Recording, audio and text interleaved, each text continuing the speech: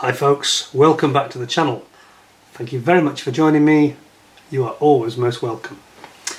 Now, some of you may recall, not too long ago I did a review of the Kinetic Sea Harrier FRS1 in 1/48 scale, which I was mighty impressed by. I also, in that video, I think did the separately, in a second video I did a video review of the HMS Invincible, the through-deck cruiser carrier, if you like, small carrier, which went to the Falklands, of course, and that one was in 700 scale and was actually a rebox of the old Dragon kit. And I had an interest in that, as you know, because my father worked briefly on some of the design works, some of the late design work in the mid-70s on that ship at Vickers Shipbuilding Engineering Limited up in Barrow-in-Furness in Cumbria. Now, I did talk about in one of those videos, or possibly both, I can't remember, certainly in the Harrier video, we talked about this book, Harrier 809, by Rowland White, who is also the author of Vulcan 607, also about the Falklands.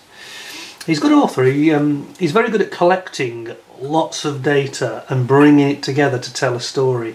He doesn't just tell it from one perspective, he tells it from many, many contributors, and it gives you a much better overall sort of it's like a helicopter view of you know, understanding lots of other factors, lots of opinions, lots of inputs and contributions into a situation. So I do recommend this very, very highly.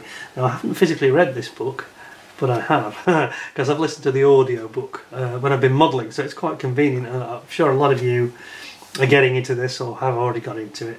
If you listen to an audio book, it just saves so much time physically sitting and reading. You can be modelling or doing other things, washing the car or whatever it is, and you can be reading a book at the same time, and it doesn't diminish the quality of the read, quite frankly. If anything, it enhances it because my concentration's better. Anyway, I've now read this audiobook version of this right to the end, and I've got to tell you, it's a wonderful book. Anybody that's interested in the Falklands, I could strongly recommend this one to you. You know, because he talks to all the key players, you know, Bob Iverson, who was Harrier GR3 pilot, who was doing all the ground attack work. He got shot down quite near the end of the conflict, and managed to escape. Spoilers. Others weren't so lucky, and they're detailed in here. Sharkey Ward, of course, is the very famous, also another author of his own sort of autobiography about the Falklands War, Sea Harrier over the Falklands, which we also looked at, and his views are also included in here, and there's a lot of his stories are in here too. That's what's great about this. You get Dave Morgan, another famous Harrier, Sea Harrier pilot, who was on Hms, 800 Squadron I think he was in, and Royal Naval Air Service 800 Squadron. His stories are here too. It's all been brought into one great book, which is why it's reasonable size, and it's got nearly 500 pages. You should get this book, or get the audiobook version, which I got, which wasn't that expensive. It was $8.99 I think, which I thought was very reasonable. I'm currently reading another one, Max Hastings' Battle for the Falklands, which is a big book, but that cost nearly double. It was something like £15 for the audiobook, which I thought, I had to think about it. I don't regret the decision, but it's a bit steep. If you want to get something that's a good price and will give you fantastic value for money, then this is the one for you. It's got some wonderful photos in it, all sorts of, I'll zoom you, all sorts of things here that are great references if you're making any models as well. And don't worry, we'll get to the Sea Dart and the Seawolf in a moment. Yeah, there's all sorts of photos of them preparing for the Falklands, explaining all the background, the Atlantic conveyor, which obviously was sunk sadly by Exocet missiles near to the end. And there's combat photos, whoops. Some combat photos here of the daggers and mirages. Harriers taking off, damage to the ships. And you've got, it also tells it from the Argentine perspective, which I should have emphasised more when I just give that first description. You really get a feel for the Argentinian side of the story in this book as well, which is one of the reasons I liked it. Great artwork, tragedies, you know, sinking of the Ardent, sinking of the Sheffield, the Coventry, all went down. The Atlantic conveyor sadly was hit, and sadly its captain Ian North was lost, along with several other crew members. Over a dozen, I think, lost their lives. So it's quite moving. It's quite moving. And then the triumphant return, and then the future of the fleet, talking about the F-35. But it's this holistic approach. It gives you this remarkable overview. I think that's the word I was looking for, of the conflict. And I say the Argentinian side is told very, very movingly, and they were having horrendous losses. So it's quite moving on their side as well, because you know, they were sending out these A4s to bomb these British warships, and some of them were successful, but even though they were successful, a lot of them were shot down in the process, so a lot didn't come back. It was like it's a bit like the Battle of Britain, wasn't it? You know, we had a British force outnumbered heavily, very heavily, 10-1, unbelievable odds. Valley of Tears is another one with similar odds. We talked about that recently, but 10-1 odds. But we had the far better trained pilots, better organised. We utilised what we had much better, and the Argentinians just had older equipment. They were very brave pilots. There's no question that comes across strongly in this book. Real courage and skill, but they just didn't have the equipment, and they didn't have the experience of battle. The British, you know, not blowing our own trumpet, so to speak, but you know, when you fought the Germans twice, including the Nazis, and you fought the Korean War, and you know, you've been in Suez and all these other conflicts, lessons do get learned, and mistakes were made by the British side, lots of mistakes, and they're all in here. But the more modern equipment, we had the latest Sidewinder 9L, which was, by the way, it talks about this in the book in detail, which was the latest American issue of the Sidewinder, which was far more reliable. It had something like a 90 to 95% kill rate. Once it locked on, you were in real trouble, you know. In fact, they nicknamed it, Sharkey Ward's squadron nicknamed it the Death Ray, because it was almost like guaranteed to take down its opponent once it locked on. And there are one or two instances where it fails or it runs out of fuel, perhaps because they fired it at too long a range, but other than that, there's only going to be one outcome if the Sidewinder 9L got fired by one of these Sea Harriers, and that's why the attrition rate on the Argentinian side was so horrendous. Anyway, I'm not going to drone on about that. You know, it also goes into details about some of the covert operations that were going on with the SAS, and things about trying to stop the flow of exocets, because it was believed that some of these exocets had been sold to Libya, and that the Argentinians were trying to get them from Libya. And obviously the exocet missile is the sea skimming missile, which took out the Sheffield. Two of them hit the Atlantic conveyor pretty much through the same hole, which is amazing really, but terrifying for the crew. And they were a deadly weapon, no question about it. But there's stories in here about how the British were trying to stop the flow of them, and they were even in Brazil with a covert operation at Recife in Brazil, observing Argentinian aircraft that had come back from Africa, believing they might be carrying these exocets, and they were planning an operation to take them out and blow them up on the runway in Brazil. Didn't happen. It's okay. Don't get excited. But there was a plan in place. You know, they were logistically planning a possibility that would be needed, and of course in the end they kind of ran out, and then the islands were captured and the landings took place. The islands were captured and victory was achieved by the British, so it came to nothing. But of course they only had 5 of these exocets, which the British didn't know, nobody knew, and they ran out, and 2 of them were wasted, you could argue, on the Atlantic conveyor. 1 missed the Sheffield, so that's 3 you could say were wasted in real terms. But on the day that they locked onto the Atlantic conveyor, which was a transport ship, you know, it was actually a civilian ship that had been seconded to the Navy. But it gave a similar radar signal to the Hermes, and they were actually going after the Hermes, and it wasn't that far from the Hermes. It was only about 15-20 miles, I think. And the missile locked onto the Hermes and then got distracted by the Atlantic conveyor, which was closer, and that's why they both went into it. So it could have ended with the Hermes being sunk, which would have been absolutely tragic and a huge loss of life. Good job it ended up the way it did, really, but not very nice for those involved, obviously. I've just got some notes I actually wanted to mention. I think I've actually covered them already. Yes, we have. A lot of the facts and figures that I've sort of learned have come from this book. Some of them now from the Max Hastings book, which I'm only about halfway through. Get that book if you're interested in this subject. You're interested in Falklands. I promise you, if you have to buy just one book, then that is the one you should buy. Sharkey Ward's book is brilliantly entertaining and also fantastic, but that gives you a more overall picture of what went on. It's quite moving because you get to hear all the tragedies and everything else. Now we've had an anniversary of Matchbox. It's the 50th anniversary this year, and I've acquired, literally today, a Sea Harrier FRS1, which I've never had before from Matchbox. I know a bit about it. It's not one of their finest ever, and it's in their rather inglorious later packaging. The Revell started to own them, I think. Do we have a date on this? Let's have a quick look. Made in China. Maybe it's actually pre-Revell. It's pre-Revell, isn't it? It's pre-Revell. Yeah, this is actually the Universal Products Ownership account, and it has a nice artwork on the back. I'm not going to do a review on that today. We'll do that another day. We'll save that for another day. Let's get down to business. Today we're going to talk a bit more about these attacks on the fleet during the Falklands War that I've just been alluding to with the Exocets. Now, I have here the Takom, GWS 30 Sea Dart and GWS 25 Seawolf.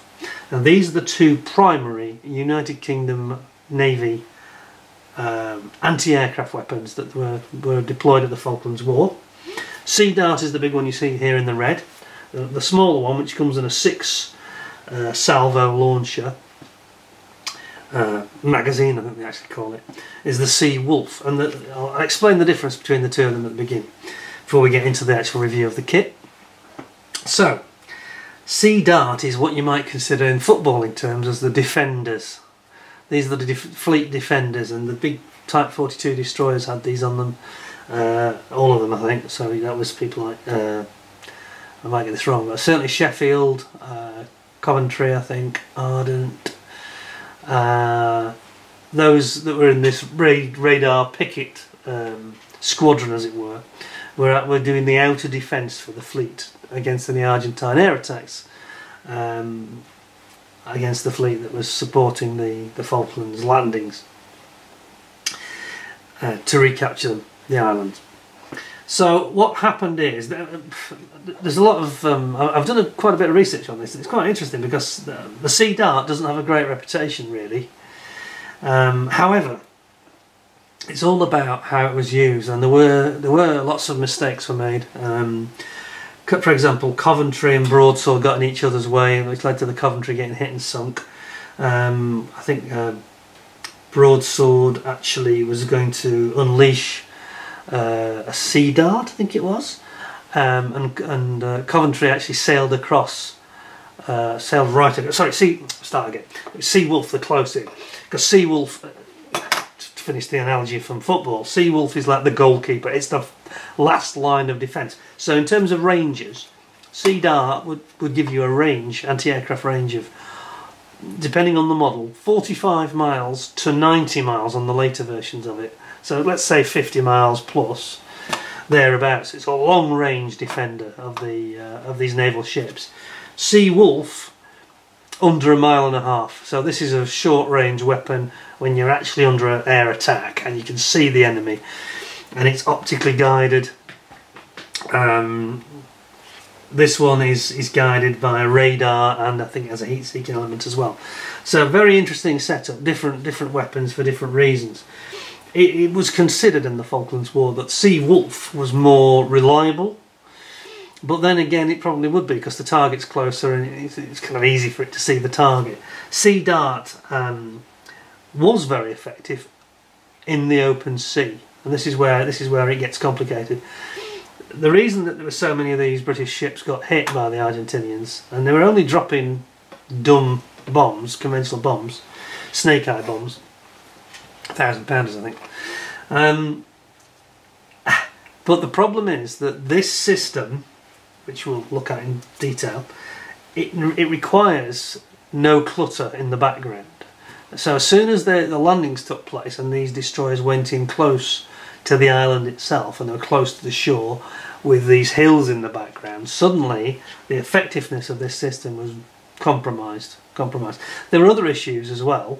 It needed to be pre-warmed if the weather was incredibly cold, which it was in the South Atlantic quite a lot of the time, because of course this was being fought in what was their winter.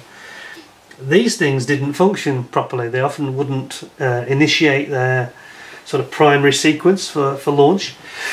They had to be pre-warmed, which took time. So they get an alert, there's an aircraft coming in and it's 30 miles away, and this is another problem, of course, with the lack of airborne early warning in the Falklands. They didn't get much notice about what was coming in. So they would get short notice, so by the time it would be like 30, typically 25 to 40 miles is the notice they'd get if they were lucky. This would take a minute or two, so you're probably down to about 5 to 10 miles by the time this is actually ready to fire. So that really compromised them. And then you switch over to Seawolf, which is the short-in, very effective system. And there's some footage that you'll have seen, many of you I'm sure, on YouTube, black and white footage with like a crosshair in the middle, and you can actually see that this is actually the Seawolf targeting system, and you can see the missile going away from you. You can't really see the target, and then all of a sudden it hits an A4 Skyhawk, and then you see the Skyhawk. Once it's been hit, it becomes more obvious because it was flying low over this this valley, this like a fjord basically, channel in the Falklands Sound. In fact, I think it was San Carlos Water, because they called it Bomb Alley, of course, because that was where the Argentinians made more of their most of their attacks, because that's where the landing ships were. They even had the Canberra there, which was a big target, but they managed to miss it. Anyway, so there are issues. So when you read this book, it tells a lot of this, and you realise that you think, oh, how could they have got it so wrong? But there are also mistakes were made. I mean, HMS Sheffield was something that was much further out, didn't have this excuse, because that was out to the south-east of the islands, well out of sight, and got hit by an Exocet. But there was some confusion whereby it transpires from the book that the weapons system officer that was on duty in charge in the weapons room, he went for a toilet break and had a bit of a half-an-hour break at the most critical moment. So toilet break now turned into a bit of a chit chat and a cup of coffee, obviously, and he didn't come back when he should have.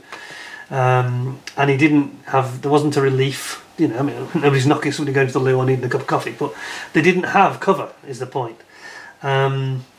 Not good, and they got warning of about 25 seconds, and it was said that the Sam Salt was the captain, and there are photographs of him, which I'm going to show. I'm going to do another video about the Falklands. I'm going to show some of these pictures.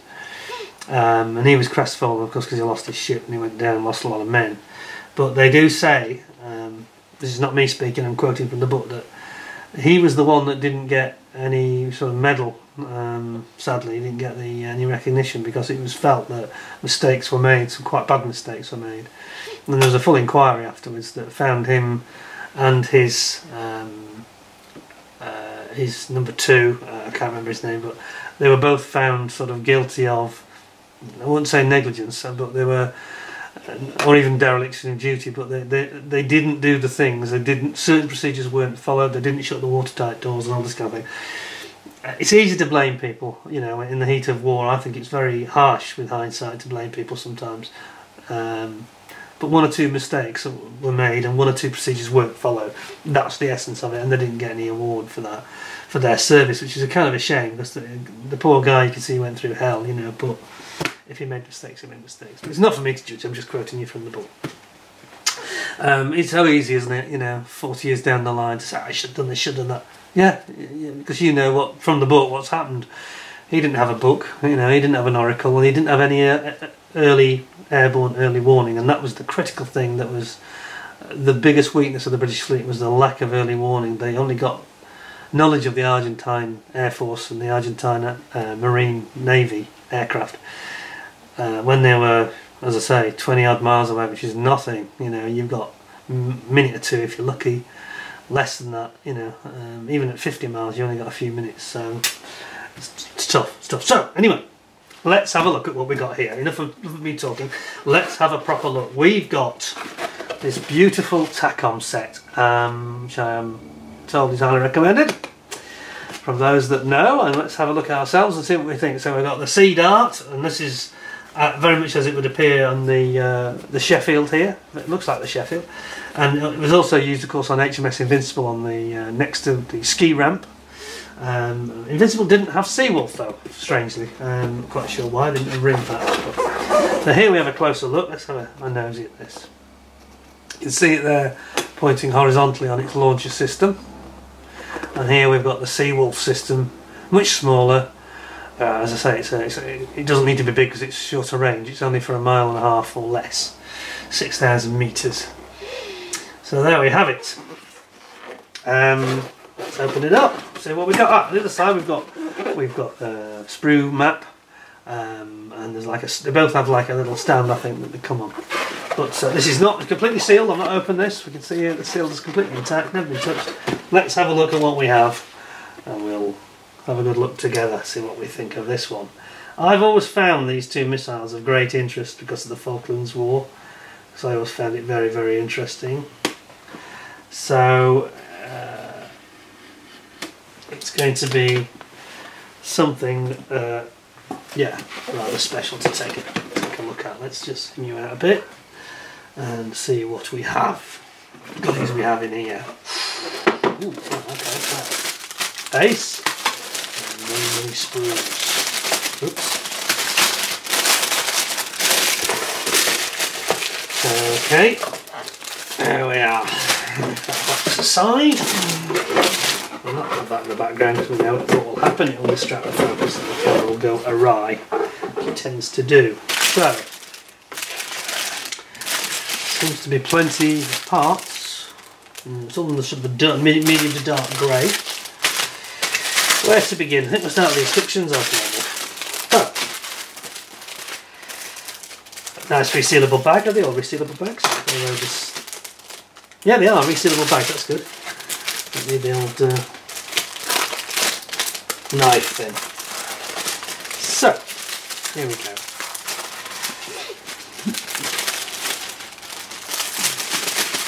Parts don't want to leave the bag. It's got a bit of static electricity in there. Bit of photo etch, some decals.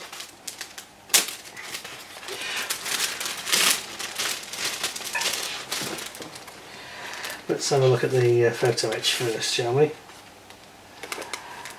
Now then, oh yes, it's film covered as well to protect it. Not a lot of it, but here it is. That little, like a little handrail thing. Some sort of handrail, I think. Okay. Yep. It's all protected with film, which is quite good. Then we've got these little decals, which we'll have a look at.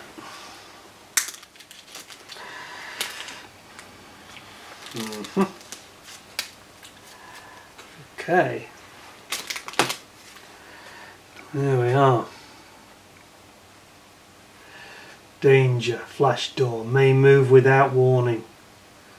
Danger. Launcher may move without warning. So it's just to warn the crew on the ship that these things are remote. Yeah, and they shouldn't stand too close, obviously. So those are very nice. Nice and bright, aren't they? I'm going to put my photo etch in with those decals. I think it'll be safer in there. A lot safer inside that bag. Right then, let's get started. So, instructions. Sea Dart, Seawolf. Designed by Hawks Siddeley Dynamics in the 1960s. It was a British Royal Navy surface-to-air missile system that entered active service in '73. This is Sea Dart, first of all. It was mounted on the Type 82 and 42 destroyers and the Invincible class carriers in the Royal Navy. It has a two-stage, 14-foot long. 14 feet long. Wow, it is big, isn't it? Long missile weighing 1,210 pounds. Gosh, it's heavy, isn't it? Armed with 24 pounds of high explosive fragmentation warhead, it is launched with a solid fuel booster that accelerates it to supersonic velocity and then allowed the operation of the cruise ramjet, allowing for a cruise speed of over Mach 2.5 and a nautical range of 30 nautical miles. Well, that's interesting because I was reading it on I think Wikipedia. It said 46 miles, but anyway. Well, the missile was removed from active service in 2012. Seawolf, on the other hand, is a Navy surface-to-air missile designed by BAC that ended service in '79, just in time, wasn't it? It's also mounted on 22 and 23, the smaller type frigates and Leander class frigates of the Royal Navy. It has a 31 pound high explosion fragmentation warhead. Seawolf is powered by a solid rocket fuel rocket to a maximum speed of Mach 3, so it's fast, isn't it? And it's got a range of, they say 5.4 nautical miles, okay, 6,000 metres. Is that right? Yeah. Okay, so it's a little bit longer range than I said, so interesting how they're contradicting the other sources. I've talked about this before, haven't I? I can promise you that I did not dream up those numbers that I've just quoted to you earlier, but they are disputing them, which is fine, we'll go with it anyway. So, sprue, yeah, some basic stuff, and then there's that sprue mat which we've already seen on the box. Then, here we go. So we're starting with, I think we're starting with sea dart, although typical Chinese never tell you this. You just start making it and it doesn't tell you what you're making, which does annoy me, I have to be honest. Let's have a look. So you're making up the mounting system and the magazine, which I think is, yeah, this is the hatch, the launch hatch, where they actually come up through these hatches, which are, you can see it here, they're like spring-loaded hatch which opens to let the missile come up and through. There's some very good videos on YouTube of Sea Dart loading and being put into its launch position. Then you're building up the central sort of pivot system, which enables it to swing round. Then you've got the mounting system and the base on which you're going to build it. Then we get into the actual mechanics of the mounting itself and the clamps that hold the missile. Quite a few parts by the look of it. And then the Sea Dart itself. So, as I mentioned, it uses it's a solid rocket booster, and then it's got a hypersonic ramjet. So it's quite a high-performance thing. Make 2 Sea Darts, and then you mount them onto your the sort of gimbal, which holds it in place. Then there's a ladder and an access ladder at the back on the central mounting stem, so to speak. And then there's like a sort of like a cupola here, isn't there? And then finally you are going to put those together onto that mounting central mount, and then that's going to be put into the base, the rotating base, complete with its almost call them serving hatches, like a serving hatch, aren't they? And there we have it. Then I'm pretty sure that 8, it's not explaining anything, but I'm pretty sure that that's the end of the construction of the Sea Dart. I think that's the end, it should say there. Because I think then we go to see, yes we do. So this is what annoys me, Takom do this all the time. So then they carry on, they don't say anything, you're not told any information, it just goes 9. But you're actually now starting the construction of the Seawolf system. And again, the central sort of mounting and pivot point which is going to have the gimbals on it. Yeah, here we go, Seawolf, much shorter and much more sort of mean looking little thing, isn't it? Like the sort of thing you can actually carry Seawolf on an aircraft apparently. They did trials where Harriers were actually launching them as well, air to air, interestingly. In fact, there's an artwork I've got somewhere, I might show that at some point, just showing the Harrier launching one. Anyway, Seawolf is getting mounted onto these like a magazine rack plate, and you've got 3 of them there, another 3 on the other side, and then you've actually got this magazine with it's got blast doors which open at the front and the back, so they pivot up like a clamshell, and then you repeat the process on the opposite side.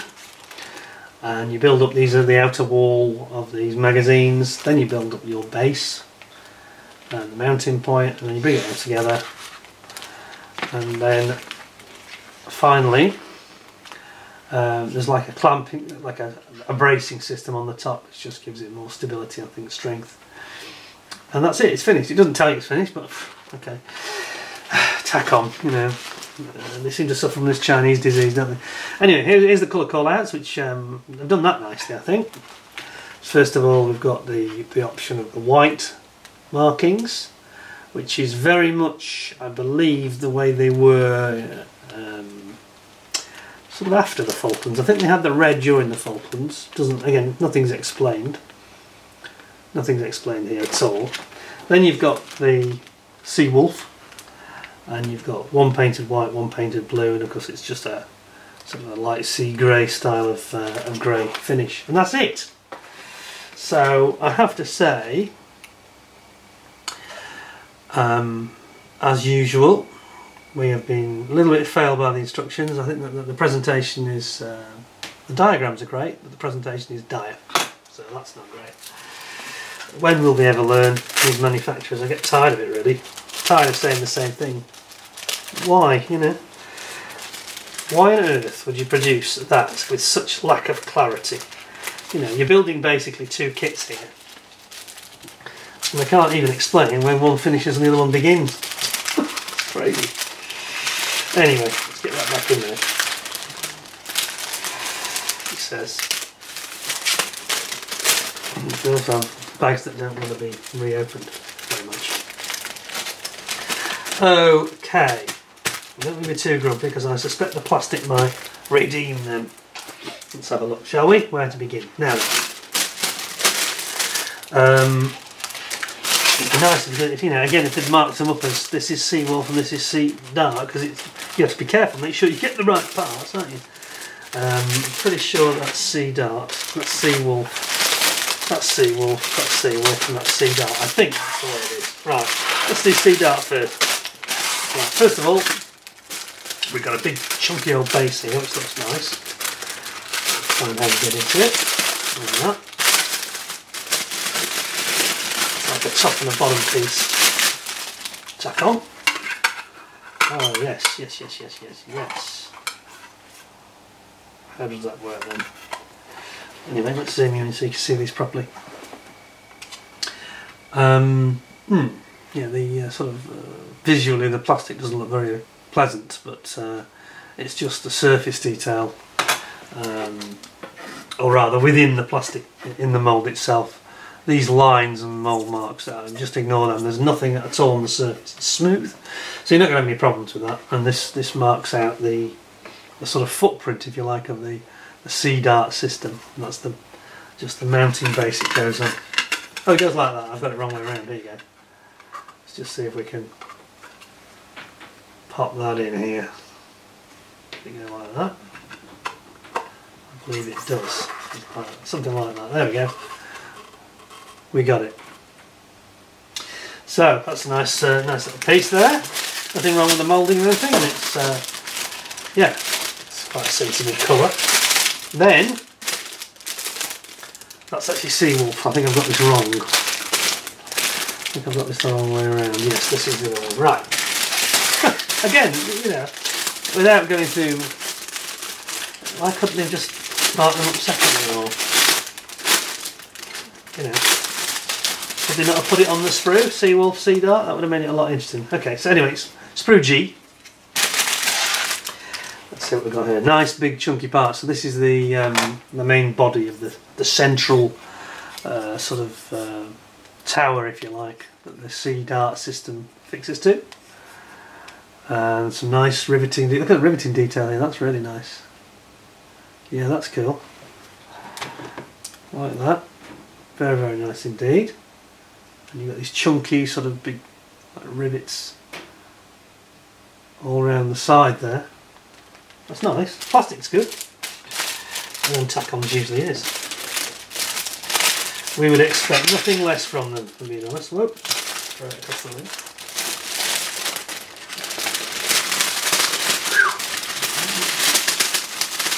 There we are. That one. Then we've got the main sort of housing.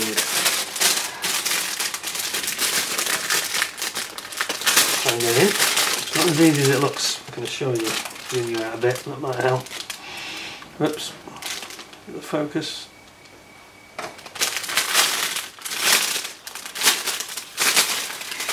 There we go.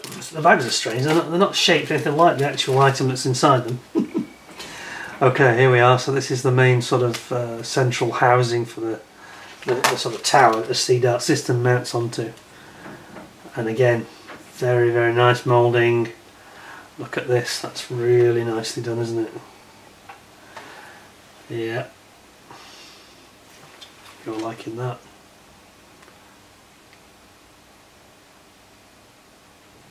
Yeah.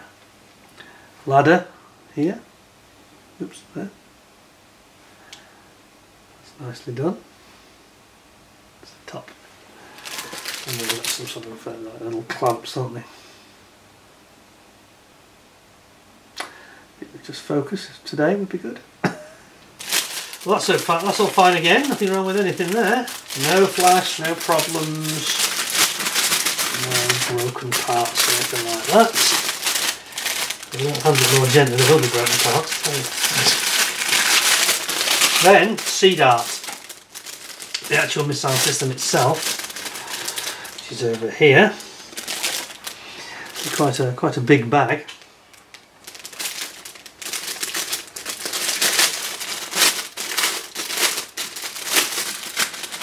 There we go, 2 screws that are identical. So this is the actual Sea Dart missile itself. Here we go. Look at that. And it has this, so it has this sort of solid rocket booster at the back, and then it works on a ramjet system where air actually rushes in at the front and is ramjetted out. You've got the fins, and you've got, these are like the sensors at the front here. These are the sensors that, you have 4 of these that go around the front here, like the nose. And then this is the pointy bit at the tip. Quite a wicked looking thing, isn't it? Was it 14 feet long? It's a big old thing, isn't it? Huge. Yep, very nice. Very nice indeed.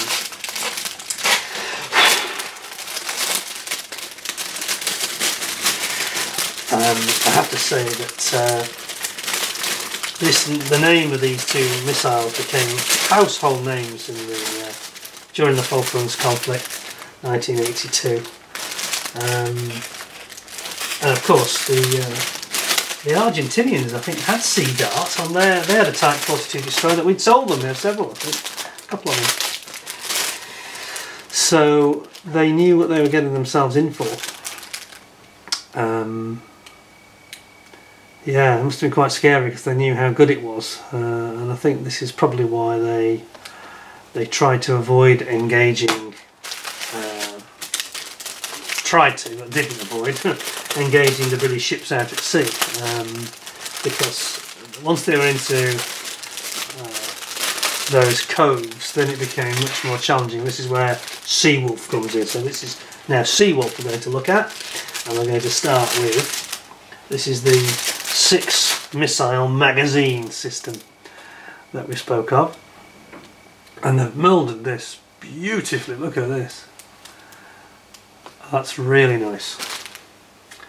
You've got every rivet, every sort of bolt head is there, you know, flanges. Again, you've got a little ladder here, and then you've got the part of the base, the central base, central mounting point, the sort of pivot system in the middle. Very, very nice.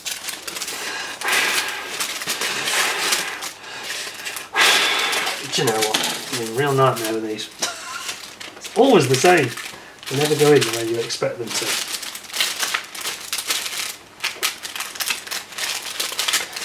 There we go. Bring you out. You see what's going on. See what utter fun I'm having.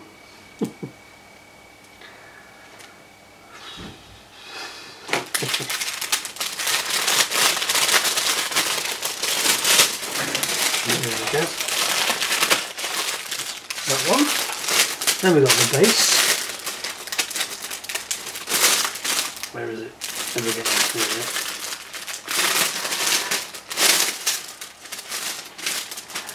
Which we'll bring you in for. This has got these top braces as well. Look.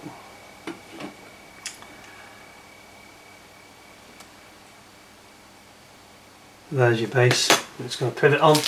These are these like top braces that hold, they bridge across between the two magazines of 3, and then you've got the sort of roof of the magazine here, and they come out at a fair old lick, I'll tell you. When you watch the videos of this thing being launched, it's yeah, it's mighty impressive.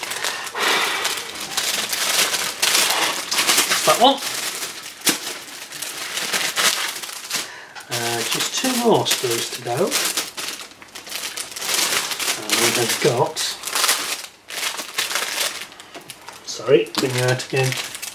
Got this one, which is the sort of gimbal system that enables it to pivot and tilt, pitch and yaw. There we go. So this again, they've done a really nice job of this, the detail here. Look at these bolt heads and flanges and things here. Look at that. They've done that really nicely. Very, very detailed indeed. Yeah. Superb, really. I noticed as well on the Takom, to avoid ejector pin marks, they've got a lot of these ejector pin lugs that they're attaching that you have to cut off, so that you don't get an ejector pin mark on the actual part. So the mould is pushed out against those lugs, which you then remove. It's a good idea, you know. It saves you having lots of cleanup on the parts. It's easy to get rid of, really. Yeah, lots of nondescript parts that are part of the mounting frame of the ship, of the missile magazine, I should say.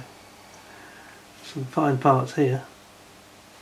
It's nicely done, isn't it? They've got some slide moulding, plenty of slide moulding going on. Look at the detail inside the rotating ring that it mounts upon. That's very good. Yeah, that's impressive. And then we've just got one more sprue to go. Get that back in there, let's try. It's easy to grab it every time, or it grabs onto the bag of itself, you know. There we are. Now just one more, and this is the actual Seawolf missiles inside. So what was it, Mach 3? What's that? 1800 miles per hour. You're not going to get away from that, are you? You're not. Not if it's fired at short range, no chance. So we've got twin sprues that are the same here, and here is the Seawolf itself, and yeah, it's a wicked looking little missile, isn't it? Yeah, it looks like it means business, this one. And the detail that they've moulded it, you know, how they've moulded it, was very, very fine. Very nice. Comes in 2 parts, as you can see. Let's hope the joins are going to be good. I always prefer the Great Wall hobby system of moulding it in one slide moulded piece, but hey, I'm just being greedy, I suppose. Perhaps Takom don't have that facility, or it's just too expensive, I don't know. Then you've got these are the clamshell rear and front doors which open. You know, like so. Let the missile out and let the blast out at the back. Very simple, really. It's quite a logical, simple system. And you've got some fins here, which I think go on the side. It's a mean little missile, this is. Mean. Oh, and there we have it. And just the sides there, as you saw, of the magazine in which it sits. Very nice. I have to say that the plastic, as I suspected was going to be good, is excellent. Nothing wrong with that at all. Superb. It would have been nice if the instructions could have been a little bit more clear. Yeah, I mean, the inevitable rant's coming, isn't it? When you think about it though, just put it back in its box. If you think about it, you've got the new border model X-Wing that wings Lancaster has just come out. Now it hasn't actually arrived on the market as such. Sorry, I just realised we have a minor issue here. I've only put one in, not both in. There we go. How's that? That light lightning, didn't I? Right, there you go. Yeah, so the Wing That Wings stroke border Lancaster has appeared in test shop form, and our old friend NBK model bow Koenigs, got that right, in Germany. He's got a copy of it, so credit to him. And he did a very good review, unboxing actually. It's not going to look like it, and I'm not going to attempt to do it while you're watching. There we go. So NBK did this unboxing of it, and it's exactly as I predicted, and others. The plastic looks pretty, not perfect. There's one or two, for 600 and odd pounds, it's, I think it's disappointing if I'm honest. But it is a nice kit. It's got some great, most of the sprays look brilliant. There's just one or two that didn't look great. The framework for the cockpit didn't look great, the canopy. One or two of the parts of the wings looked a bit like they'd got sink marks in them that were not the oil canning effect, but they're actually sink marks, very faint ones, but they were there. But the worst thing of all, coming back to the subject we're on here, was the instructions. They looked, I hope they're going to be better than that, because they looked terrible. There was no descriptive stuff in there, or very little if any. Minimal paint guide. And just a lack of clarity, a lack of English, and it's not good enough at £600. No, sorry, I'm not going to get into this big debate again, but if you're going to charge £600 for a kit, you better get it absolutely. You got to nail it, and they don't look like they have to me. I said recently, I did comment when I saw the video, and I said, well, first of all, the video is good video, but the kit, no, I'm not convinced at all. I think it's worth £400 or less, not £600. I wouldn't pay £600 for that kit, so good luck to those that are.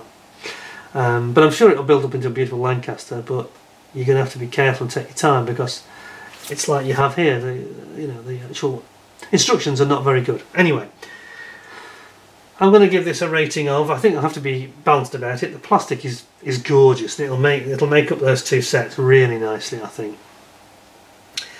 I'm going to give it 9 out of 10. I was going to say 9.5, but I think that'd be a little bit too generous, because they really, they haven't even put any writing on the side. Why couldn't they put that descriptive writing on the instructions on the side like other people normally do? So because it doesn't tell you anything about it. If you weren't around when the Falklands was on, you won't know what that is or what it's for. You just think, what's that? You've got to know, and part of the skill of selling the product is the shelf appeal. The image is good, but the lack of any description is just stupid, frankly. So they get half a point off of that, and they get half a point off rather than those ridiculous instructions where it just runs along, where you've got two kits of two subjects, and it just carries on. So it's confusing. It's very confusing. It's not hard to explain to somebody. Sea Dark Complete. Seawolf as a heading on the next page when it says 9. There's nothing, no information whatsoever. It's not good enough. Anyway, 9 out of 10 I think is a fair score. I have to tell you, I'm going to build that kit. I've always been fascinated by these two missile systems, because I was at that age when the Falklands was on, So I think that I will actually build it. They're not going to be too huge. I can, you can squeeze those into a cabinet because they're not too massive. So I think I'll find a place for them, and I'll get those built at some point. Maybe this year, I don't know, because I've got this Falklands thing going on. I'm very interested in the Falklands, obviously. And before I go, I wanted to show you my 75mm gun. Well, no, it isn't, obviously, but it is that diameter. But this is a present from my wife. She has bought me a present for Valentine's Day. Have a look at this. It's a poster. Well, it's a picture, I should say, poster. It's actually a print. I hope this is going to come out. And it's a Falklands print. It is HMS Invincible with 2 Sea Harriers. The one of Sharky Ward, 006, and 008. Lieutenant Commander Mike Soapy Watson, flying by. Complete with the nuclear sub, Conqueror, and I think it's a Type 42 destroyer in the background. Isn't that nice? Let me zoom you in. it needs unrolling. It's literally just arrived in the post, so it just needs a bit of manipulation. I think it needs to be flattened out. But can you see? Trying to avoid some reflections. It's awesome, really nice, and it's very much I think captures the spirit of those critical things we've just sort of spoken about regarding the Falklands conflict. Yeah, nice, and as she says, it's the one time, it was actually after the conflict, I think, when this is depicted, when they did sail in fairly close to the island, the only time that it was safe to do so, obviously. So I'm very, very delighted with this, I have to say, and to get that for Valentine's Day, you know, any excuse, isn't it, for me? Very nice though, isn't it? So I better take this opportunity to say thank you to my wife. It's very kind of you, darling. Appreciate that, and we'll get that flattened out. I'll probably put it underneath here. If I pop it under there now, I think that'd be an excellent idea. Just to carefully flatten that. That'll flatten over a few days. There we go. What did you think of that? It's a bit of a bonus, wasn't it? Anyway, hope you enjoyed the show. Thank you very much for tuning in. Really appreciate it.